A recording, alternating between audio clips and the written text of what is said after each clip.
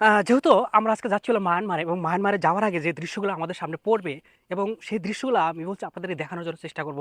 সত্যি মানে প্রকৃতির যে এক অপূর্ব সৌন্দর্য, যে সৌন্দর্য দেখলে আপনারা সহজেই মুগ্ধ হবেন।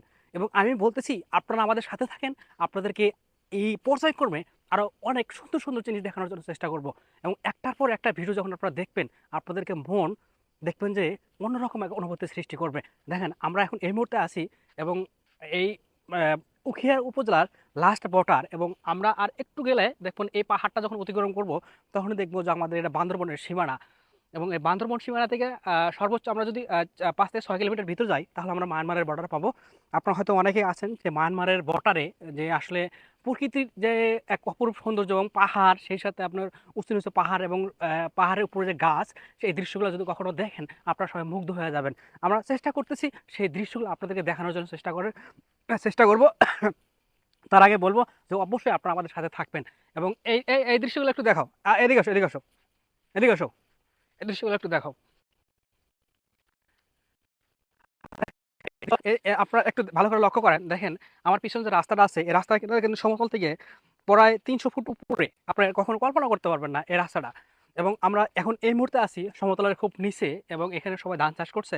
এবং এটা দেখেন সমতলের উপরে একটা পাহাড় আছে, এই পাহাড়ের দেখেন পাহাড়ের উচ্চতা দেখেন। পাহাড়ের উচ্চতা না হলে আপনার সমতল থেকে প্রায় 400 ফুট উপরে হবে। এবং উপরে গাছ লাগানো হয়েছে, বাংলাদেশ বাংলাদেশ বন বিভাগ থেকে গাছ লাগাইছে। সেই একটা প্রকৃতির একটা অপরূপ সৌন্দর্য। এবং বিকেলবেলা এই সময় যারা এখানে আসে তারা অধিকাংশ টিভির সাধারণত এই পাশ দিয়ে সাধারণত ওই বান্দরবনে মায়ানমারে যাওয়ার চেষ্টা করে। তারা আসলে অনেক কিছু দেখে বা যে দৃশ্যগুলো দেখে তারা আসলে মুগ্ধ করে, এবং আমরাও আজকে আপনাদেরকে সেই দৃশ্যগুলো দেখানোর জন্য চেষ্টা করব। তার আগে বলতেছি অবশ্যই যেহেতু আমাদের ভিডিওগুলো একটু লং হবে, আপনারা অবশ্যই আমাদের সাথে থাকবেন এবং প্রকৃতির যে একটা অপরূপ সৌন্দর্য আছে সেই সৌন্দর্য আপনাদেরকে দেখানোর জন্য চেষ্টা করব। সেজন্য বলতেছি আপনারা একটু ধৈর্য সহকারে ভিডিওগুলো দেখবেন, দেখবেন যে আপনারা সবকিছুই সেই দৃশ্যগুলো আপনারা দেখতে পারবেন এবং আপনাদের ভালো লাগবে। আমি বলতেছি আপনাদের ভালো লাগবে। আপনার যত ডিপ্রেশন আছে সেই ডিপ্রেশনগুলো অবশ্যই দূর হয়ে যাবে। এদিকে আসো, এদিকে এদিকে আসো।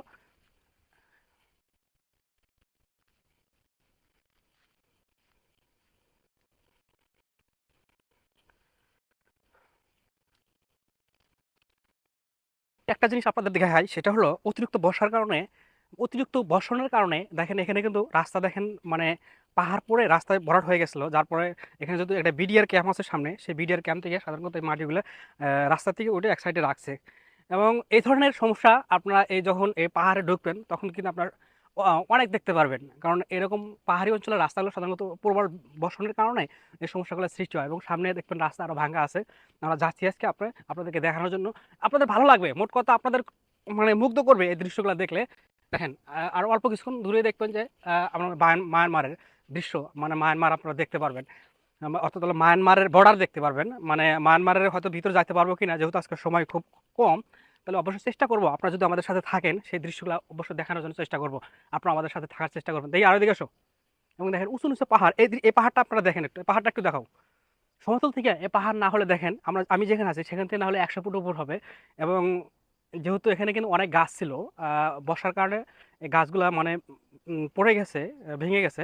এই দৃশ্যগুলো এ- আমরা যতই এই মায়ানমারের দিকে আমরা যাচ্ছি সেই দৃশ্যগুলা মানে আরো মনে হয় যে আমার কাছে যেমন হচ্ছে। দেখি এদিকে আসো, আরো এদিকে আসো।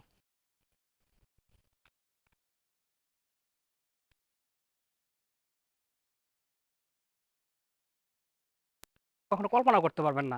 আমরা যতই এখানে মায়ানমারের দিকে যাচ্ছি ততই আরো আমাদের ভালো লাগতেছে এবং আহ, অনেক সুন্দর সুন্দর দৃশ্যগুলা আমরা আরো দেখতে পারতেছি।